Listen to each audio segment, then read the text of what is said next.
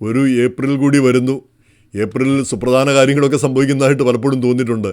ഈ കോവിഡ് ഏറ്റവും മൂർച്ഛിച്ചു നിന്നത് ഏപ്രിലിലായിരുന്നു. അന്ന് നമ്മൾ ജോർജ് എലിയറ്റിൻ്റെ വേസ്റ്റ് ലാൻഡിൻ്റെ ആ പദ്യം അതിൻ്റെ തലക്കെട്ട് ഉപയോഗിക്കുകയും ചെയ്തു. April is the cruellest month. അന്ന് ഏറ്റവും അധികം ആളുകൾ മരിച്ചു വീണത് ഏപ്രിൽ മാസത്തിലായിരുന്നു.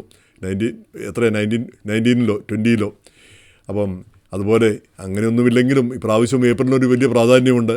കാരണം അമേരിക്കക്കാരുടെ ഈ ബർത്ത് റൈറ്റ് സിറ്റിസൺഷിപ്പ്, ജന്മനാ കിട്ടുന്ന പൗരത്വം, അത് സംബന്ധിച്ചുള്ള കേസ് സുപ്രീം കോടതി പരിഗണനയ്ക്കെടുക്കുകയാണ്. അപ്പോൾ നമ്മളെ സംബന്ധിച്ചിടത്തോളം അത് വളരെ പ്രധാനപ്പെട്ടതാണ്. നമ്മളും അതുപോലെ തന്നെ കുടിയേറ്റ ജനതയെല്ലാം അത് വളരെ ശ്രദ്ധാപൂർവം അതിൻ്റെ വിധി എന്തായിരിക്കുമെന്ന് കാത്തിരിക്കുന്നു.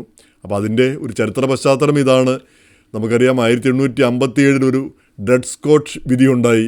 അതായത് ആ വിധിയിൽ പറഞ്ഞത് സിവിൽ വാറിന് മുമ്പാണ്, ലിങ്കൺ പ്രസിഡൻ്റ് ആവുന്നതിന് മുമ്പാണ് ഈ കറുത്ത വർഗ്ഗക്കാർക്ക് ഇവിടെ പൗരത്വത്തിന് അവകാശമില്ല എന്നായിരുന്നു ആ വിധി. അപ്പോൾ ആ സിവിൽ വാർ ഉണ്ടാവുന്നതിന് ഒരു കാരണം ഈ വിധി കൂടിയായിരുന്നു എന്നാണ് പറയുന്നത്. അപ്പോൾ എന്തായാലും സിവിൽ വാറിന് ശേഷം 1868 ഈ 14th അമെൻഡ്മെൻറ്റ് പാസ്സാക്കി. അതായത് ഇവിടെ ജനിക്കുന്ന എല്ലാവർക്കും ഈ ജന്മനാ തന്നെ അവർക്ക് അവകാശപ്പെട്ടതാണ് പൗരത്വം. അത് നിഷേധിക്കാൻ പാടില്ല. കറുത്ത വർഗ്ഗക്കാർക്ക് നിഷേധിക്കാതിരിക്കാൻ വേണ്ടി ആണ് ആ നിയമം ഉണ്ടാക്കുന്നത്. അപ്പോൾ അതിൻ്റെ കൂടെ ഒരു കാര്യം കൂടെ എഴുതി വെച്ചു, subject to the jurisdiction thereof എന്ന്. ഈ അമേരിക്കയുടെ നിയമപരിധിയിൽ നിൽക്കുന്നവർക്ക് അവർക്കാണ് ഈ പൗരത്വം കിട്ടുന്നത്. അപ്പോൾ ആ നിയമപരിധിയിൽ നിൽക്കുന്നവരെന്ന് പറഞ്ഞാൽ ഇപ്പോൾ അമേരിക്ക ആക്രമിക്കാൻ വരുന്നവർ അമേരിക്കയുടെ നിയമപരിധിയിൽ നിൽക്കുന്നവരല്ല, അവർക്ക് കിട്ടത്തില്ല. അതുപോലെ തന്നെ അമേരിക്കയിൽ ഈ നയതന്ത്രജ്ഞരൊക്കെ ആയിട്ട് വന്നിരിക്കുന്നവർ അവരുടെ മക്കൾക്ക് കിട്ടില്ല. കാരണം അവർ മറ്റൊരു രാജ്യത്തിൻ്റെ പ്രതിനിധികളാണ്. അങ്ങനെയല്ലാത്തവർക്കെല്ലാം ഇവിടെ പൗരത്വത്തിന് അവകാശമുണ്ടെന്നാണ് വിധി വന്നത്. അപ്പം ആ സമയത്ത് ഒരുപാട് ചൈനക്കാർ ഇവിടെ ഉണ്ടായിരുന്നു. ഈ ട്രാൻസ്നാഷണൽ റെയിൽ ലൈനൊക്കെ ഉണ്ടാക്കിയത് അവരാണ്.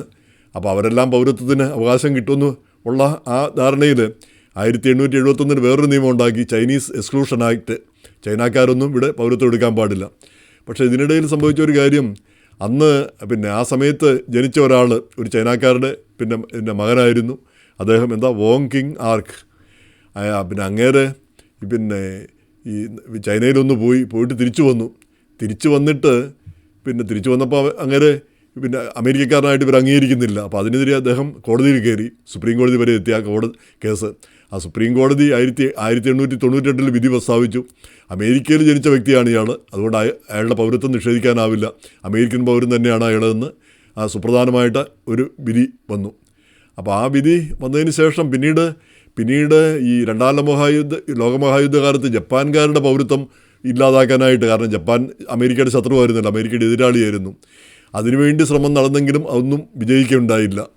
പിന്നീട് ഈ 60കളിൽ ലിൻഡൻ ജോൺസണാണ് ഈ എല്ലാവർക്കും അമേരിക്കൻ പൗരത്വം കിട്ടുന്ന രീതിയിലുള്ള ഭേദഗതി നിയമങ്ങൾ കൊണ്ടുവരുന്നത്. അതുകൂടി നമ്മൾക്കൊക്കെ പൗരത്വം കിട്ടുന്ന ഒരവസ്ഥ വന്നു. അങ്ങനെയാണ് ഈ പൗരത്വ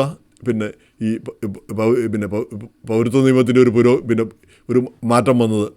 ഈ ബർത്ത് റൈറ്റ് സിറ്റിസൺഷിപ്പ് അപ്പോഴും എല്ലാം ഒരുപോലെ നിലകൊള്ളുകയാണ് ഇരുന്ന് ചെയ്തത്. അപ്പോൾ അതിൻ്റെ ഇടയ്ക്ക്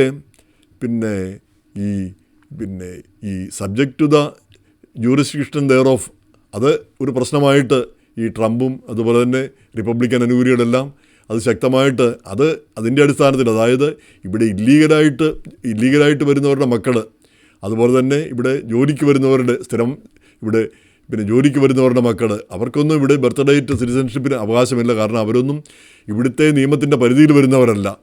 അതുകൊണ്ട് ഒന്നുകിൽ പൗരൻ്റെ മകനായിരിക്കണം, മാതാപിതാക്കളിൽ ഒരാൾ പൗരനായിരിക്കണം, അല്ലെങ്കിൽ ഈ ഗ്രീൻ കാർഡ് ഹോൾഡർ ആയിരിക്കണം. അങ്ങനെയുള്ളവരുടെ മക്കൾക്ക് മാത്രം പൗരത്വം കൊടുത്താൽ മതി. ബാക്കിയുള്ളവരുടെ മക്കൾക്ക് പൗരത്വത്തിന് അവകാശമില്ല എന്നാണ് ട്രംപ് അധികാരമേറ്റ അന്ന് തന്നെ ഉത്തരവിട്ടത്. പക്ഷേ അത് കീഴ്ക്കോടതികളെല്ലാം അത് സസ്പെൻഡ് ചെയ്തു. അത് കാരണം അത് ഇപ്പോഴും ആ നിയമം പ്രാബല്യത്തിൽ വന്നിട്ടില്ല, ആ ഉത്തരവ് പ്രാബല്യത്തിൽ വന്നിട്ടില്ല.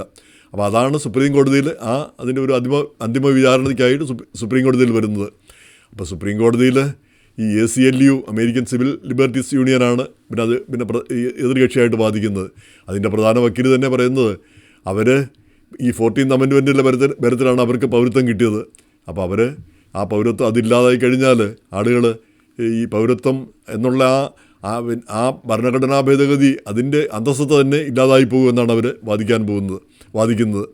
അപ്പോൾ അതിൻ്റെ ഇടയ്ക്ക് സർക്കാർ പുതിയൊരു കാര്യം കൊണ്ടുവന്നിരിക്കുന്നു. 1884 മറ്റൊരു വിധിയുണ്ടായി. ആ വിധി വളരെ അത് നേറ്റീവ് അമേരിക്കൻ ഈ എൽക്ക് ജോൺ എൽക്ക് എന്ന് പറഞ്ഞ ഒരാൾ, അദ്ദേഹം നേറ്റീവ് അമേരിക്കനാണ്, ഒമാഹായിൽ നെബ്രാസ്കയിൽ. അപ്പോൾ അദ്ദേഹം പൗരത്വത്തിന് വോട്ട് ചെയ്യാനായിട്ടോ മറ്റോ ചെല്ലുമ്പം അവിടെ വിൽക്കിൻസ് എന്ന് പറഞ്ഞ അവിടുത്തെ അധികാരി അത് നിഷേധിച്ചു. നിങ്ങൾ അമേരിക്കൻ പൗരനല്ല, അയാൾ നേറ്റീവ് അമേരിക്കനാണ്. കാരണം അവർക്ക് സ്വന്തമായിട്ട് ഈ സിറ്റിസൺഷിപ്പും സ്വന്തമായിട്ടുള്ള റിസർവേഷനും ഒക്കെ ഉണ്ട്. അപ്പോൾ അമേരിക്കൻ പൗരത്വമില്ല, ജന്മനായുള്ള പൗരത്വം ഇല്ല എന്ന് പറഞ്ഞ് അപ്പോൾ അതിന് സുപ്രീം കോടതി വരെ പോയി. സുപ്രീം കോടതി അത് ശരിവെക്കുകയാണ് ചെയ്തത്. അദ്ദേഹത്തിന് പൗരത്വം ഇല്ല എന്നുകൊണ്ട് ശരിവെക്കുകയാണ് ചെയ്തത്. അപ്പോൾ അമേരിക്കയിൽ ജനിച്ച ശരിക്കുള്ള അമേരിക്കക്കാരനാണ് നേറ്റീവ് അമേരിക്കൻ. പക്ഷേ അവർക്ക് സ്വന്തമായിട്ട് റിസർവേഷനും സ്വന്തമായിട്ട് ഭരണ സംവിധാനങ്ങളെല്ലാം ഉള്ളതുകൊണ്ട് അവർ അമേരിക്കൻ പൗരനല്ല എന്നാണ് സുപ്രീം കോടതി വിധിച്ചത്. അപ്പോൾ ആ വിധിയാണിപ്പം ട്രംപും ട്രംപ് ഭരണകൂടം എടുത്തു കാട്ടുന്നത്. അങ്ങനെയൊരു വിധി വന്നു. അപ്പോൾ ഇവിടെ ജനിച്ച ആളായിട്ട് കൂടി നേറ്റീവ് അമേരിക്കനായിട്ട് കൂടി അവർക്ക് സിറ്റിസൺഷിപ്പിന് അർഹതയില്ല എന്ന് കോടതി വിധിക്കുകയുണ്ടായി. പക്ഷേ ഇത് രണ്ട് വിഷയമാണെന്നാണ് വിദഗ്ധർ പറയുന്നത്. ഇത് തമ്മിൽ കൂട്ടിക്കൊഴിക്കേണ്ട കാര്യമില്ല. ഒരു കാരണവശാലും ഈ വിധി ഉള്ളപ്പോൾ തന്നെയാണ് മറ്റേ ആർക്കിൻ്റെ വോങ്കിങ് ആർക്കിൻ്റെ വിധി 1897 വരുന്നത്. അപ്പോൾ അതിൽ ഈ രണ്ട് വിധിയിലും ഒരേ ജഡ്ജി തന്നെ പങ്കെടുത്തിട്ടുമുണ്ട്. അപ്പോൾ അത് തമ്മിൽ കൂട്ടിക്കൊഴിക്കേണ്ടതില്ല എന്നാണ് പറയുന്നത്. കാരണം ഈ നേറ്റീവ് അമേരിക്കൻസിന് പ്രത്യേക അവകാശങ്ങളും പ്രത്യേക കാര്യങ്ങളുമാണ്. അത് വ്യത്യാസപ്പെട്ടിരിക്കുന്നു. അതുപോലെയല്ല മറ്റുള്ളവരുടേത് എന്ന് പറയുന്നു.